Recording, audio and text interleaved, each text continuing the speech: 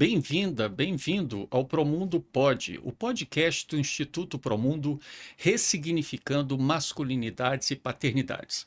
Meu nome é Miguel Fontes e sou diretor do Instituto Promundo. E hoje vamos ter um assunto que está aí na mídia, um assunto muito forte, né, que mexe com todos e todas nós, sobre esse aumento expressivo das taxas de feminicídio. E para conversar sobre isso, nós temos aqui no nosso estúdio, um grande prazer tê-lo aqui, doutora Amaury Andrade, que é advogado criminalista com mais de 12 anos de atuação na área penal. Doutor Amaury é graduado em Direito e Administração, pós-graduado em Direito Penal e Processual Penal. Ele é professor universitário nessas áreas e atualmente mestrando em Políticas Públicas. Também já presidiu a Comissão de Assuntos Legislativos da OAB-DF e é presidente da OAB da subseção do Gama e Santa Maria, aqui de Brasília. Sua trajetória articula prática jurídica, ensino e reflexão crítica sobre o sistema de justiça, políticas públicas e responsabilização penal. Doutor Amaury, que prazer tê-lo aqui no nosso estúdio. O prazer é todo meu. Muito obrigado pelo convite. Estamos aqui à disposição para tratarmos desse assunto tão relevante e dentro da nossa humilde experiência, dentro daquilo que a gente já vivenciou ao longo da nossa trajetória jurídica, estamos aqui para poder trazer, levar, na verdade, para os ouvintes deste podcast, deste canal, o que de fato nós temos a relatar sobre essa situação trágica do grande índice ainda de feminicídios que vem assolando a nossa sociedade. Muito obrigado mais uma vez. Grande prazer. E não só grande, né, doutor Amaury, mas a gente tem um número crescente de, né, número de feminicídios no Brasil todos, em quase todos os estados. E o governo vai lançar, né, uma grande campanha, um grande programa para tentar reduzir essas taxas de feminicídio. Mas a grande pergunta, doutor Amaury, nós estamos falando apenas de um crime quando a gente fala de feminicídio ou de um fenômeno social mais amplo? O que eu quero dizer com essa pergunta? Onde que estão os homens nessa equação? Então, o feminicídio, por ser um crime autônomo previsto no Código Penal, ele vai muito além da atividade de matar uma mulher em si. Existem fatores que precisam ser observados. E, de fato, quando a gente fala em feminicídio, o assunto ele é muito mais amplo, porque abrange questões sociais, questões de conscientização do papel tanto do homem quanto da mulher numa relação e fatores, quiçá, muitas vezes, psicológicos, porque às vezes acontecem determinados feminicídios que estão vinculados a questões muito por conta de desajustes psicológicos. Então, é um tema e um assunto muito desafiador, mas vai muito além daquilo que é previsto no próprio Código Penal em si. De forma geral, assim, quando se representa um cliente nessa área de uma violência contra a mulher, qual é o perfil? O que acontece com esse homem? É realmente um monstro que nós estamos falando? Ou existe alguma questão que é um processo também que esses aspectos sociais acabam influenciando fortemente a se tornar realmente um monstro, um agressor? Boa parte das vezes a coisa se dá pelo preconceito. Ou seja, pelo preconceito sobreposição. Por que existe violência de gênero? Porque uma vez que a mulher, né, a mulher na sua condição de mulher, é dita pelo sexo, pelo ser um sexo frágil, que exige-se da mulher um respeito, há ainda no nosso país uma sociedade ainda muito patriarcal, preconceituosa e que o homem ainda quer se sobrepor à mulher. Então nós vivemos aí de fato uma crise, né, nesse sentido, porque as mulheres, né, precisam ser respeitadas em suas diversas formas e muitas vezes não são. E aí acaba que tudo vai se desaguando nesse preconceito e chega ao extremo. Num processo assim, formativo, né, do homem, o que o senhor acha que contribui para esse tipo de conduta tão agressiva, né? Eu estava vendo um caso, por exemplo, que nós não estamos falando muitas vezes de uma punhalada ou de um soco. É como se fosse assim, quando a violência vem de uma violência muito, muito grande. É como se aquilo fosse um tempo que é pensado até, não é aquela coisa só de falar, estava fazendo sem pensar. Parece que aquilo acaba sendo, né, por uma série de pressões sociais e questões familiares e questões individuais, não é? É que nem encher um copo d'água, né? Uhum, Vai colocando ali um pouco, a coisa vai aumentando, aumentando e chega a desaguar uhum, ao extremo que é o feminicídio. uhum, Agora, o que nós vivemos principalmente é uma crise por conta da condição da mulher na sociedade odierna, que é uhum, a mulher que está em destaque, mulher que procurou seu espaço, uhum, mulher hoje tem voz, a mulher hoje tem condições de poder discernir o que é certo o que não é certo, e o que acontecia com muitas mulheres de antigamente, digo 20, 30 anos atrás, 40 anos atrás, mulheres sem cultura.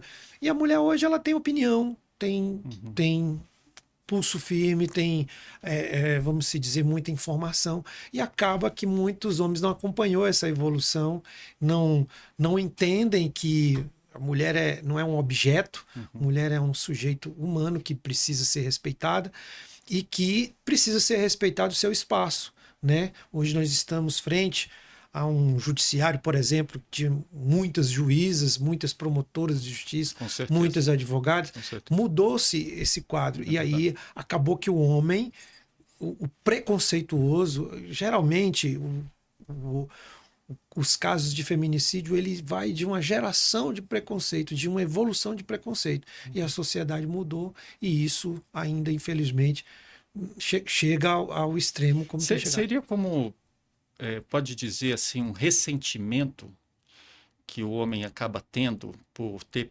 perdido esse privilégio, ou estar perdendo esse privilégio assim, e sentir que a única forma de lidar com isso ou não tem e não encontra acolhimento em serviços, por exemplo, de saúde ou psicossociais, que possa trabalhar isso É, e é um, acabam de fato, é um entrando. ressentimento mesmo, literalmente, porque todos, na sua boa parte dos homens que cometem feminicídio, são pessoas que ainda vê a mulher como um objeto e Ah, tem um interessante. ressentimento nesse sentido da mulher, às vezes, se impor num momento de um conflito, né, dentro do seu lar. Nessa imposição, o homem não aceita, né, a voz ativa feminina, né, Uhum. e aí acaba não sendo calculista com alguns efeitos que podem ser provocados, como agressões, como é, agressões físicas, agressões psicológicas, agressões morais, né, de querer colocar a mulher como um objeto diminuído, né? Então Quase um processo de autoafirmação. é muito bem próximo a isso, É. muito bem próximo a isso, que deságua em situações bastante Mas extremas. o homem perde só com isso, né? Porque assim, você ter um processo, uma relação de igualdade, onde você possa trocar seus sentimentos, conversar, cuidar juntos de um filho, de uma filha. O que que acontece? Alguma coisa que vem, às vezes, também das redes sociais, que o homem tem que ser isso, esse lado performático que nós homens acabamos tendo que ter em relação a nós mesmos. O homem comete suicídio 4 vezes mais do que as mulheres no Brasil. Sim, Vivem quase 7 anos a menos. Todos os indicadores de saúde são péssimos dos homens em de fato. relação às mulheres, né? Quer dizer, o homem só tem a ganhar com uma mudança, né, de atitude, uma mudança de comportamento. O que está impedindo, assim? É ainda um processo formativo arcaico? O que é que acontece? Ainda existe, como dito, a sociedade patriarcal. Não. O homem como super-herói. Uhum, E nesse fato de ser super-herói, ele tem que ser o cabeça da relação familiar. Isso é muito perigoso. E como você colocou, o homem só tem a ganhar quando existe uma parceria dentro da relação, quando tem respeito. Claro, são gêneros distintos. O homem não há de se comparar certas posições do homem, colocações dentro da família em relação à mulher. Mas quando existe o respeito mútuo, e principalmente pela situação de mulher ser mulher, aí a coisa tende a andar de forma muito melhor. E aí o que falta, na minha humilde opinião, é a falta de conscientização, de programas efetivos, de conscientização, principalmente do homem, para que ele possa viver numa sociedade familiar muito bem ajustada, com base nas evoluções que nós tivemos ao longo dos anos, por conta dessa diferença da mulher de hoje, da mulher que é uma mulher mais ativa, né? Uma mulher muito bem mais posicionada, né? Então, ainda acontecem situações tão... Eu acho até interessante, né, que eu falo sempre isso nas minhas falas. Você vê no judiciário, é muito forte isso, mas em todas as profissões, né? As mulheres se emanciparam, estão nas suas posições e continuam muito femininas, né? Assim, sempre muito se cuidam, né? Tem todo um lado assim. Qual é o medo do homem em cuidar? É perder a masculinidade? Que masculinidade é essa que ele tem medo de perder? É perder a masculinidade, perder a sua identidade. E aí, quando eu falo em identidade, existe uma crise hoje de identidade do homem. Os homens realmente, dentro desse assunto e aspecto do feminicídio, eles não têm uma identidade. Na maioria das vezes dos casos de feminicídio, quando você vai cavar, e nós como advogado que estamos às vezes frente ao acusado, de frente, a né, gente lidar com um sujeito, né, com um homem sem identidade. Ah, interessante. A identidade dele está ferida, está cheia de problemas emocionais, muitas vezes psicológicos, e com isso ele não entende que ele é um ser humano que precisa... Ele não consegue se ver mais como um ser humano, é isso? Justamente, se vê como um animal, como aquele detentor do poder e do domínio que pode a qualquer custo estrangular e chegar ao extremo e tirar a vida de uma mulher.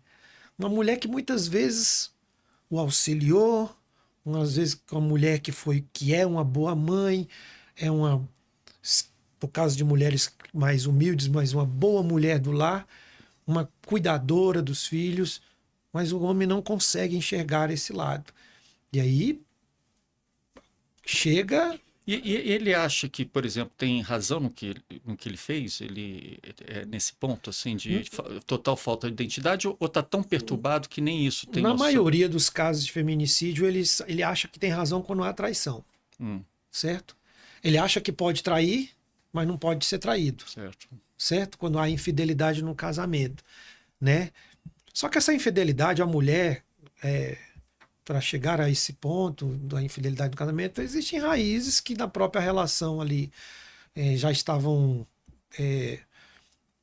muito prejudicadas, né? Doentes, e ao invés de tratar a questão dentro do próprio ambiente do lar, e aí chega a mulher a cometer uma traição e ele simplesmente justifica que matou por conta de uma traição, certo? E coisa que não pega mais no Supremo Tribunal Federal já taxativo, já né? Tirou essa tal da legítima defesa da honra, né? Porque acima da honra tem que ter o respeito. E o que acontecia com muitos processos em que advogados defendiam o feminicida, que na época não tinha nem esse tipo penal, era dizer que a honra foi ferida. Olha como pode a pessoa chegar ao extremo de cometer um crime, né, matando alguém por conta da sua E acabou própria honra. assim, até a demora, né? Nós tivemos um caso recente, demorou 25 anos para o feminicida ser preso, né? Então, sim. assim, todo o processo legal ainda que estava muito arcaico, hoje até o procedimento é muito mais rápido, né? O procedimento está sendo bastante rápido porque as varas eu não posso dizer do país inteiro, mas grande parte das capitais, elas estão bem estruturadas, com um Ministério Público bem estruturado, um Poder Judiciário bem estruturado e a Defensoria Pública também. Então, os processos hoje estão correndo, em que pese o procedimento, ele é um procedimento moroso, no sentido de ter muitas fases, mas as fases estão correndo de forma muito rápida e está tendo uma resposta mais rápida. Só que quando se trata de réus que estão respondendo processo solto, aí acaba que o processo se torna muito mais lento. Mas nesse seu exemplo aí dos 25 anos, hoje em dia não acontece mais isso, não. Tá tendo Mas é mais rápido, mas está tendo um aumento desses processos também ao mesmo tempo. As varas estão tendo muito mais processos. É mesmo. E olha só, incrível. Nós estamos, e vale a pena a gente comentar aqui um pouquinho sobre a Lei Maria da Penha. A Lei Maria da Penha vai fazer 30 anos em agosto desse ano, certo? Quase a idade do Promundo. Pois é, olha só. É antiga, hein? Então o que acontece? Uma lei que tiveram vários avanços em termos de mecanismos de controle, mas não tornou, e que chegou foi a própria Lei Maria da Penha que provocou o tipo penal do feminicídio. Porque antigamente caía, a pessoa que cometia o feminicídio recaía no crime de homicídio. Entendi. Normal. Entendi, tá. E a Lei Maria da Penha, ela teve várias evoluções, como, por exemplo, a medida protetiva, né? A famosa medida protetiva. E aí, mas mesmo assim não foi suficiente, a lei não foi suficiente para poder As extirpar. delegacias das mulheres também, né? Então, olha só que legal. A própria Lei Maria da Penha exige que sejam criadas delegacias especializadas da mulher ao longo de todo o país.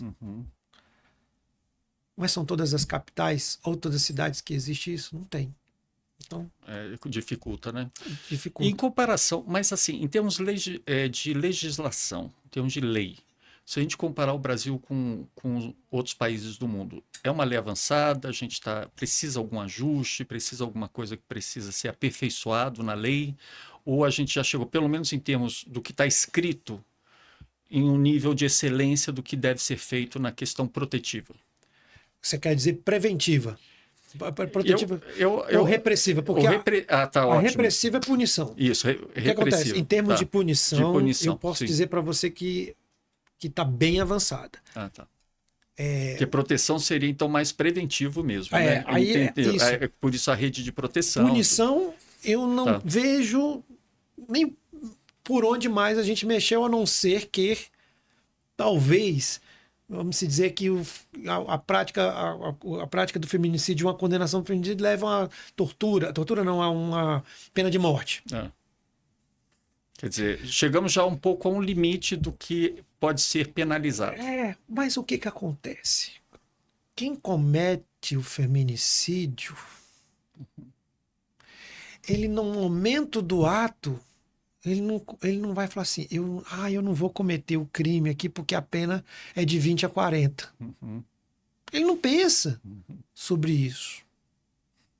Certo? Ele não tem essa noção.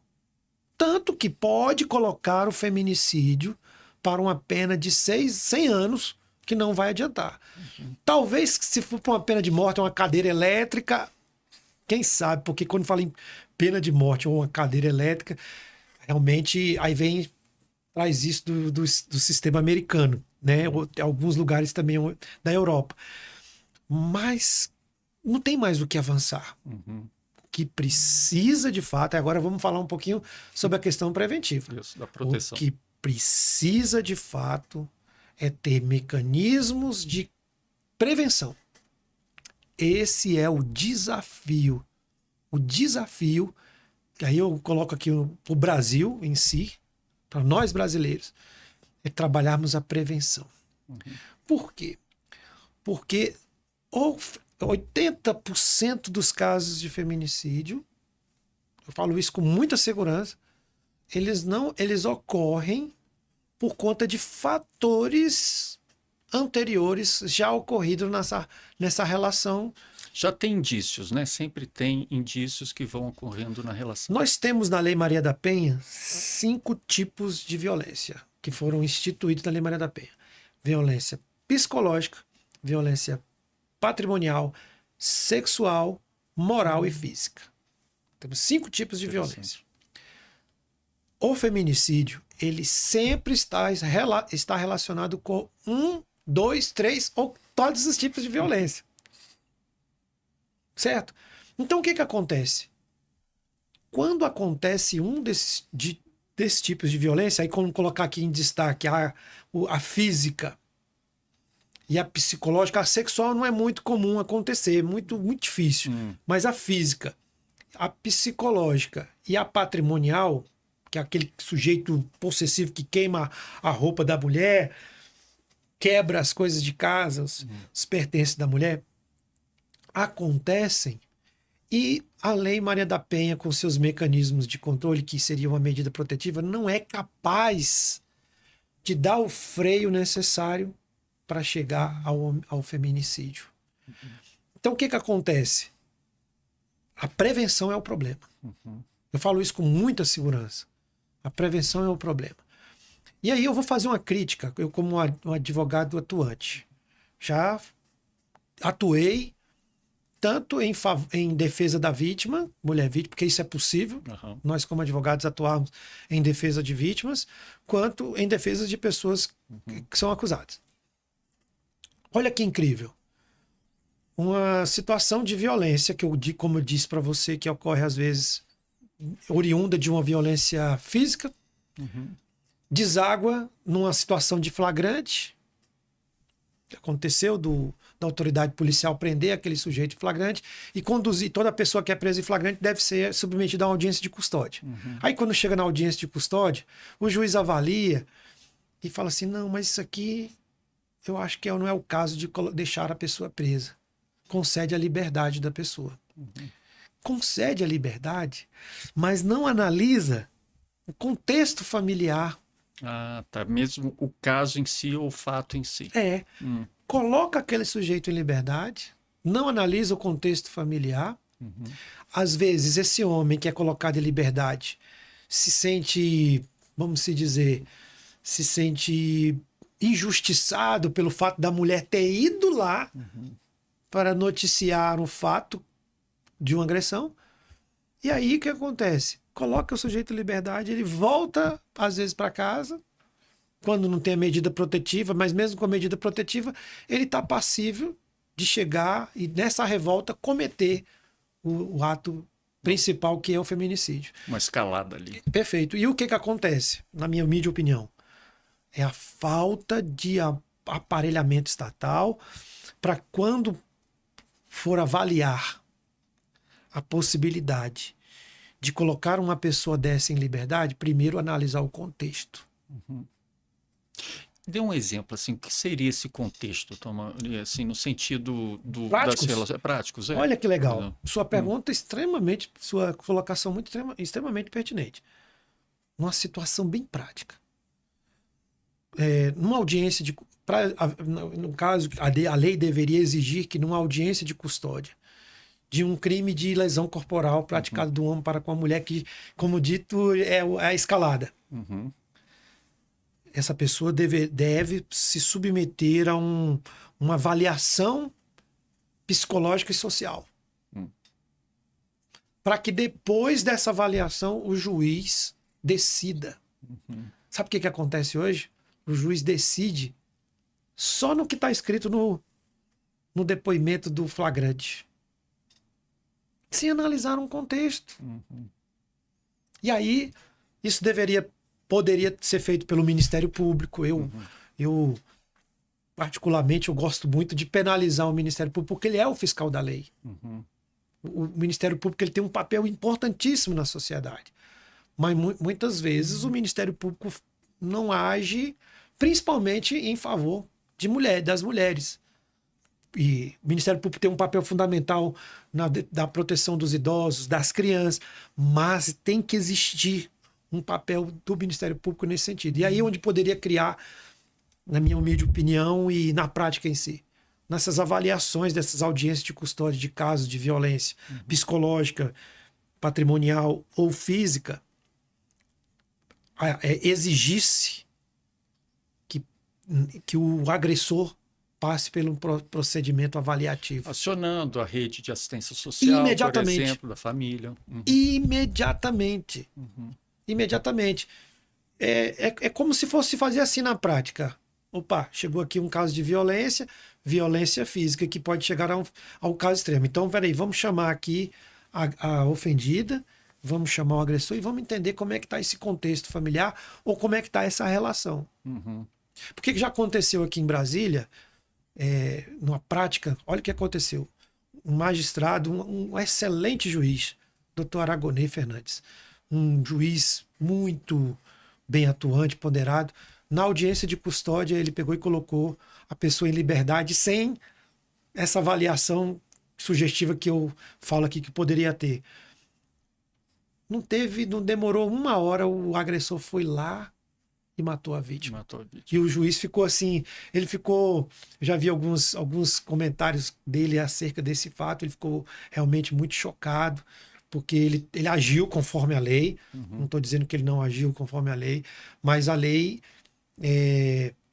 não tem hoje mecanismo preventivo de controle, de cuidado, de cautela, para que não chegue ao extremo. Então, nós temos realmente uma lei avançada, uma lei que penaliza, que realmente traz para dentro do sistema, um sistema que tem um processo que acontece realmente, então a pessoa pode ficar ciente, esse homem, que ele vai ser chamado à justiça, né? Olha, o homem que comete feminicídio, depois que ele comete, ele fala, o que eu fiz?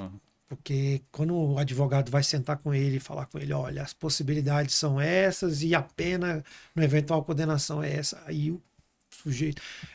Não existe índice de reincidência para feminicida, mas depois que acontece, aí já está tarde, né? E da violência da mulher, doutor Amaury, parece que existem programas de autorreflexão desses homens, grupos de homens que são...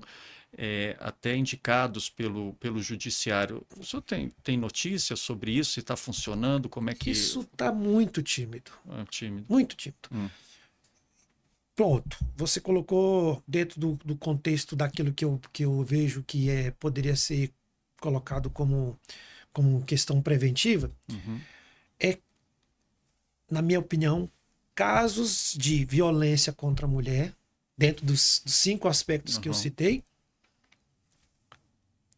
o agressor, o eventual agressor, deveria obrigatoriamente passar por um programa de conscientização ou de reflexão, de estudo, de abordagem, para que, numa eventual condenação, por exemplo, isso pudesse ser diminuindo a pena.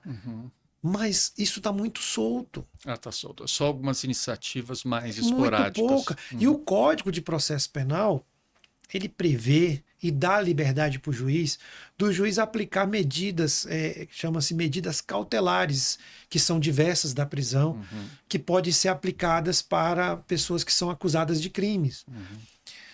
Veja bem, por que no caso, então, de violência doméstica contra a mulher, o juiz não pode aplicar a medida cautelar de frequentar cursos, por exemplo, só citando um exemplo aqui, de capacitação e respeito ao gênero feminino. Não tem programas nesse sentido. Então, assim, e isso eu acho que poderia ser feito pelo Ministério Público. Ele tem um aparelhamento estatal enorme, riquíssimo, com a previsão constitucional e previsão orçamentária muito boa, que poderia ser implantado no próprio Ministério Público, esse tipo de controle nas defensorias públicas, que é também um órgão estatal, no próprio Poder Judiciário. Para chegar nas comunidades, no CRAS, né, o Centro de Referência da Assistência Social. Sim. E com enfoque no homem. Isso é uma coisa que é um movimento, né, doutora Mauri, que tem acontecido, acho que no mundo todo, trazer para esses processos mais reflexivos, né, do porquê, né, eu tenho que agir dessa forma performática enquanto homem, né, porque Perfeito. sempre, eu sempre brinco, né, nessas chá revelação, né, que é uma festa da família, eu adoro, não tem Sim, problema nenhum. Mas quando sai o azul lá, começa a repercutir. Esse vai ser um garanhão. Esse é, vai pegar todos. aí é que. Esse Ah, tá não é. vendo? Então começa Já aí. começa a expectativa no útero materno, né? O Começa que que a por gente quer aí. de performance, de masculinidade, naquilo que estava falando também sobre a questão da posse, da questão de eu só sou homem si, só sou homem si, né? E vem todo essa metralhadora na mente do homem, né? Começa por aí. Desde da infância, né? Ainda desde da criação, né, em si, na família, no seio familiar ali em si. Então, é E é um muito. desafio, porque aí o senhor estava colocando a questão da prevenção, e prevenção passa por uma questão educacional e cultural, né? Como mudar essa estrutura de educação e cultura? Por exemplo, meninas brincam de boneca na infância, homens brincam de arma ou de ferramenta ou de como fazer com que o homem possa estar mais próximo desse lado do cuidado, cuidado para aprender como cuidar de um filho, de uma filha, de participar na troca da fralda, sim, né? Porque brincando de boneca que aprende a trocar fralda, a fazer, a vestir uma criança. Como é que a gente faz uma mudança para que o homem entenda que isso não afeta a masculinidade dele? Porque muitas vezes o medo é esse, né? É uma coisa que vem cíclica, que o Brasil também é recordista, né, no assassinato de transgêneros, de travestis, e parece que essa Sim. coisa ela é imbuída, né, nessa cultura patriarcal e machista que a gente A tem. gente poderia ter uma provocação pelas próprias escolas, né? Uhum, Ter disciplinas específicas nesse sentido de poder tratar disciplinas, não sei se seria uma disciplina avaliativa, mas uma disciplina nas escolas em si, de saber falar sobre as boas relações. E uhum, quando tratar de boas relações, tratar especificamente na questão das boas relações do homem para com a mulher. uhum. O grande desafio nesse aspecto é porque nós estamos numa sociedade também que teve outras evoluções para a questão que é polêmica, que é bem cautelosa, assim, é perigosa, no sentido do homossexualismo, né? Então Uhum.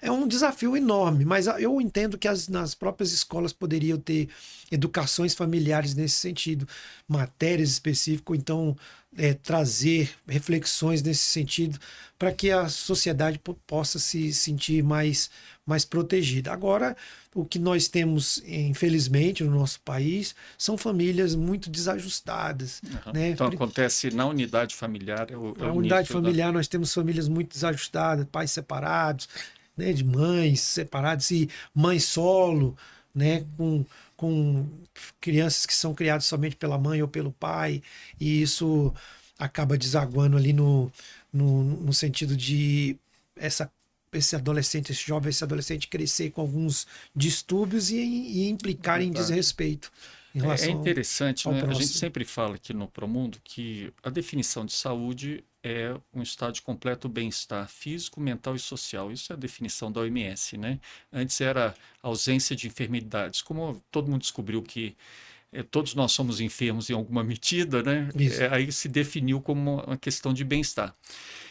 Eu acho que a legislação tem atuado muito para melhorar, por exemplo, as questões de saúde física, né? Então, por Sim. exemplo, a Anvisa, né, controla os medicamentos, controla muita coisa, se faz promoção de saúde nesse sentido. A mental agora parece estar tendo muita repercussão, né? Que se fala muito da questão do atendimento psiquiátrico, da saúde mental. Só que saúde social parece que a gente não consegue definir e o judiciário não vai conseguir. E muitas vezes os espaços de homens, né, que seja um bar, que sejam, não é um espaço de saúde social, é um espaço de reafirmação dessa performance de masculina, né, que eu sei mais, eu sou mais forte que você, eu sou melhor que você, Sim. etc. Existe alguma possibilidade da gente ter algum direcionamento, né, do judiciário para uma saúde social? Porque muitas vezes o espaço da família também não é um espaço de saúde social, né? Então, como que a gente poderia ter algumas ideias do judiciário também ajudando, legislações para que essa saúde social possa ser mais comungada entre homens e mulheres? Perfeito. A saúde social, ela, vamos se dizer, precisa ser observada assim como a saúde mental, porque também boa parte dos feminicídios acontece por conta de famílias desajustadas Uhum, socialmente, uhum. certo? E o mais engraçado de tudo é que esse desajuste ele não está tão somente nas periferias. É interessante, é um tema que corta classes sociais, né? Não, o que acontecia antigamente era dizer que acontecia os feminicídios somente nas periferias. Uhum, Olha o que está acontecendo hoje com o feminicídio em famílias que têm uma vida social, vamos se dizer, financeira muito bem ajustada e chega-se ao extremo. Então, assim, tem que ser tratado. Por exemplo, não sei se você sabe, no Rio Grande do Sul, uhum. o índice de feminicídio Explodiu. foi lá em cima. O que acontece? O, culturalmente, o Rio Grande do Sul é um estado onde as pessoas, vamos dizer, já existe aquela cultura, né, que é vinculada à Europa, pessoas mais respeitosas, pessoas mais calmas, tranquilas. O nordestino, pelo contrário, é o mais agressivo, né, mais bruto, ignorante. Olha como é que nós chegamos. Chegamos a um Rio Grande do Sul em que o nível de tolerância e respeito contra a mulher chegou aos índices alarmantes de feminicídio. Então, os fatores sociais, aí respondendo aqui o que você me perguntou, o fator social é algo muito distante hoje nas avaliações dos casos de prevenção de feminicídio e que precisa ser observado urgente, como eu disse, na audiência de custódia em casos de flagrantes, antes do juiz decidir sobre a soltura ou a prisão Uhum, dessa pessoa, avaliar um contexto social, uhum, chamar famílias, chamar o agressor e quem sabe naquela situação tentar promover a paz ali e os dois saírem de mão dadas. Isso é uhum, possível uhum, acontecer. E eu digo isso porque é o seguinte: a Constituição Federal diz que é dever do Estado sobre o assunto segurança pública.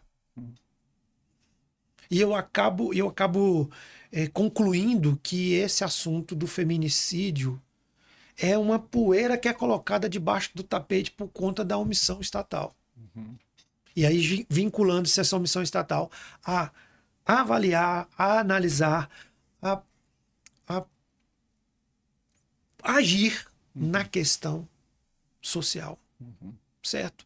Então, sim, olha como nós estamos falando aqui há alguns minutos desse assunto e o tanto de coisa que a gente percebeu aqui que, que, que ainda há uma lacuna. E quando eu falo lacuna, não é só lacuna na lei.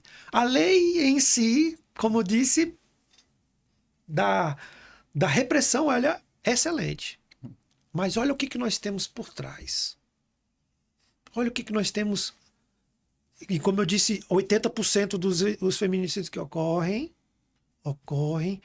por outras questões adversas ao crime em si, que muitas vezes não são tratadas, colocado algum remédio certo nessas feridas para que ela não vire um câncer. Que aí quando chega lá no feminicídio, é o câncer. Aí muitas vezes não tem como. Às vezes e que a gente está vendo quase num grande número de casos terminal, né, doutora Mauri? Então a gente fica assim, um câncer que mata mesmo, né? Mata. E eu digo que o, o apoio, a ação que o Estado tem que tomar é em relação aos homens. Tem que existir grupos de conscientização e controle. Por exemplo, por que nós não temos? Eu não sei, acho que você me falou de uma notícia que vai ter de um programa de prevenção e eu quero, quero ver como é que vai ser esse programa de prevenção mesmo, literalmente. Estou curioso para saber. Mas o que acontece? nós não temos hoje um- uma mídia, e aí eu digo a mídia massiva, né, em todos os aspectos, para falar desse assunto, mas com o enfoque do homem respeitar a mulher em condições mais vulneráveis. Não temos esse trabalho, né? Então, realmente estou torcendo para que esse programa seja um programa efetivo, mas um programa de muita conscientização. O homem precisa ser conscientizado todos os dias e todos os instantes, não só pelas igrejas, não só pelas instituições, mas pelo governo. Porque o governo, olha só, eu acabo dizendo que o feminicídio o de hoje, o que está acontecendo hoje, é um enxuga-gelo.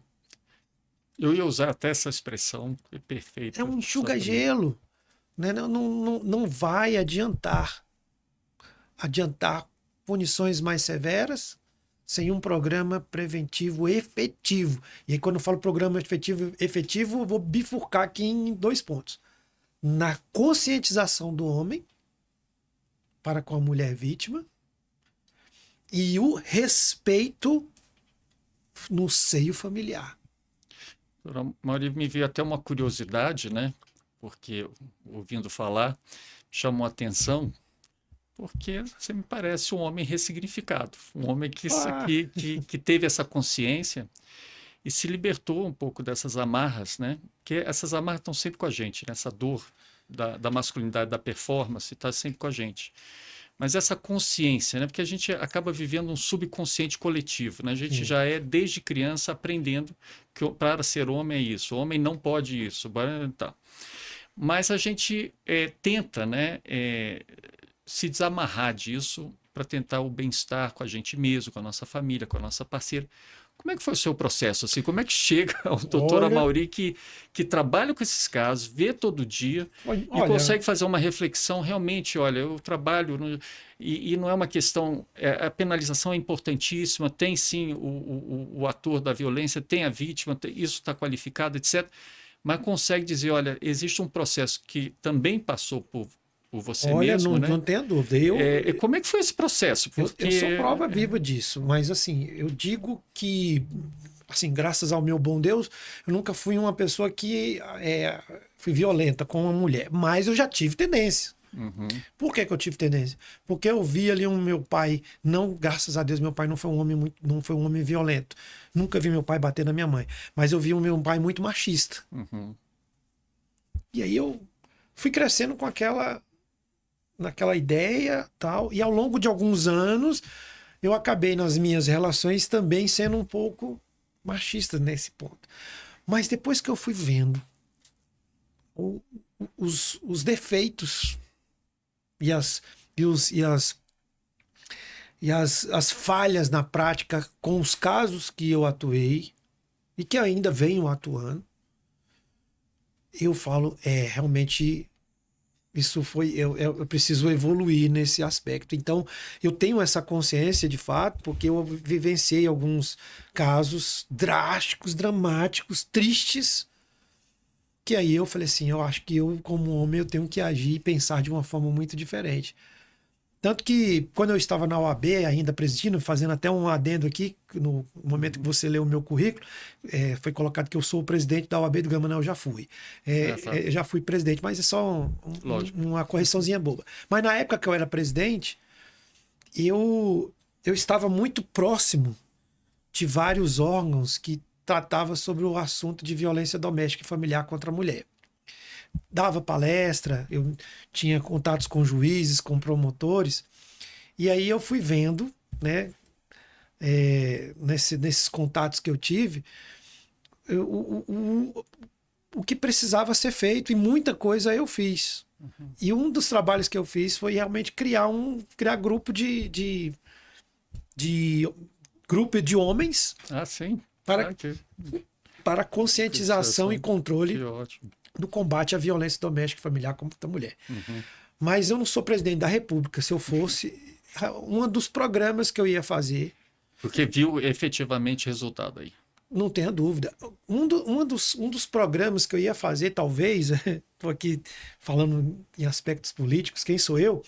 Mas eu ia criar o Ministério da Mulher, o Ministério do Respeito, não sei. Uhum.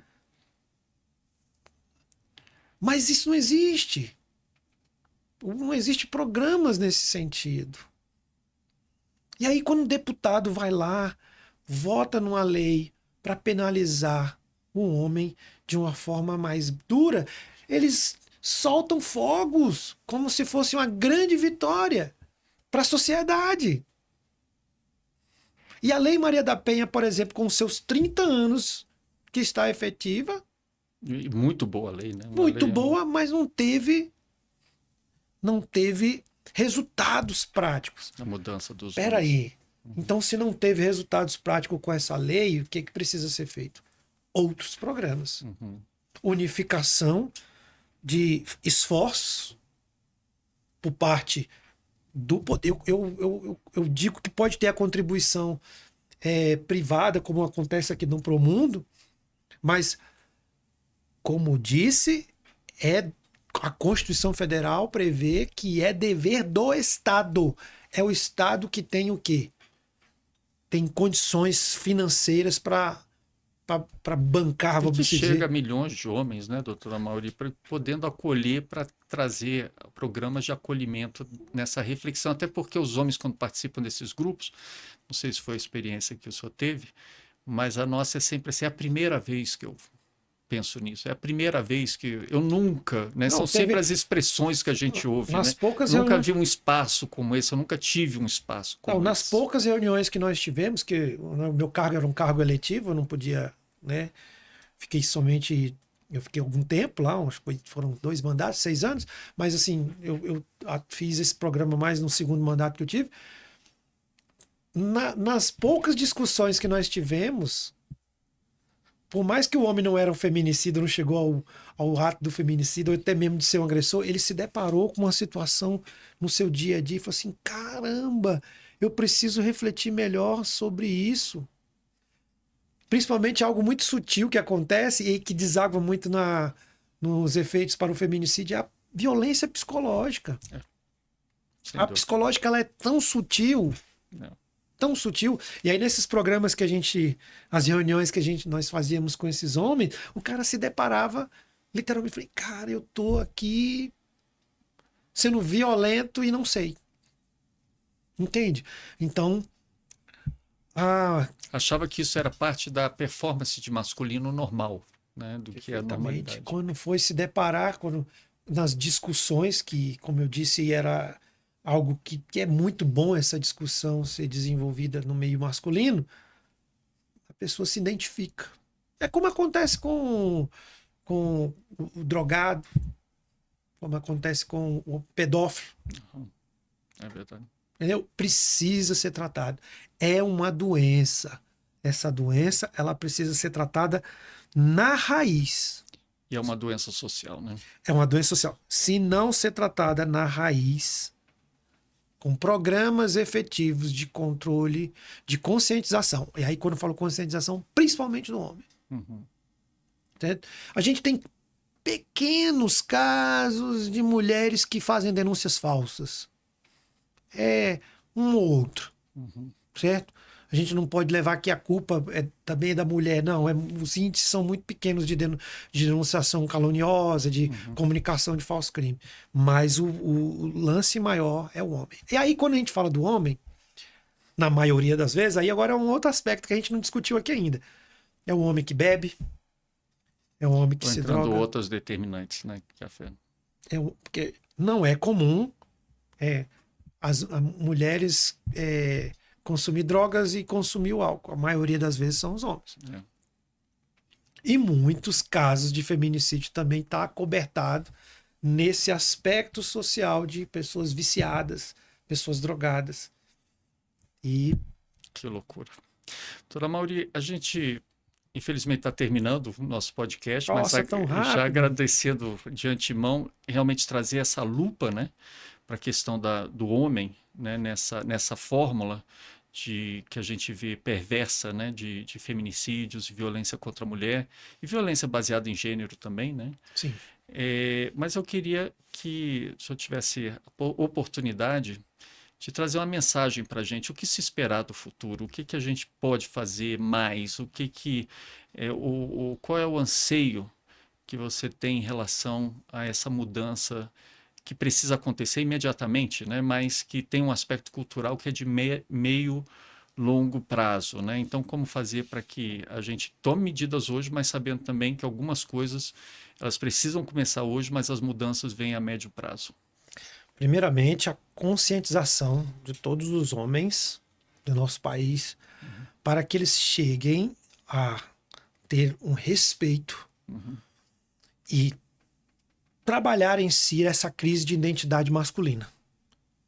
A sociedade mudou, a sociedade evoluiu e as mulheres têm um papel importantíssimo nessa evolução, no sentido de poder estarem bem situadas no mercado de trabalho, na sociedade, como mulher em si, mas como mulheres que vêm para contribuir para o bem-estar do homem na questão de gênero. Os homens precisam se conscientizar que respeito tem que ter espaço. E o respeito psicológico, moral, físico, patrimonial, para não chegar ao extremo, desaguar esse extremo ao Poder Judiciário e ter uma pena tão alta que tem a pena tem caráter punitivo e ressocializador. E aí, só que o tempo que a pessoa fica numa cadeia por conta desse fato é uma pena muito alta. E a pessoa acaba com a sua vida por conta de alguns segundos. Mas segundos esses que chegou ao limite por conta de feridas que não foram tratadas no passado. Mas eu digo que com muita tranquilidade que boa parte dos feminicídios, infelizmente, são causados por homens que não estão bem psicologicamente, que têm crise na sua identidade e que não aceitam ainda a evolução dessa sociedade hoje que precisa ser estipada a questão patriarcal que ainda assola o nosso Brasil e vindo aí a desaguar em situações tão trágicas, destruição de famílias, como acontece nos índices de feminicídio hoje, que ainda estão muito grandes e que precisa de um cuidado do Estado, no sentido de poder, de fato, promover aquilo que prevê a Constituição Federal no aspecto da segurança e o bem-estar de todos. Amaury, muito obrigado pela sua presença aqui no nosso podcast. Esperamos vê-lo novamente aqui no podcast, mas com notícias melhores, né, do que a gente tem visto nos últimos tempos, né? Se Deus quiser, eu quero estar aqui para ainda conversar um pouquinho outros aspectos sobre este assunto, que é um assunto que precisa ser tratado com muita cautela e muito cuidado e muita informação. E eu desde já parabenizo o Promundo no sentido de poder trazer essa discussão e eu, como jurista, como advogado que sou, me coloco inteiramente à disposição para trazer maiores e melhores reflexão dentro do nosso tempo, ainda que possa ter, para levar isso para o conhecimento da nossa sociedade. Obrigado, Muito obrigado. doutor Amaury. Esse, então, foi o novo episódio do Promundo Pod, ressignificando masculinidades e paternidades. Até um próximo episódio.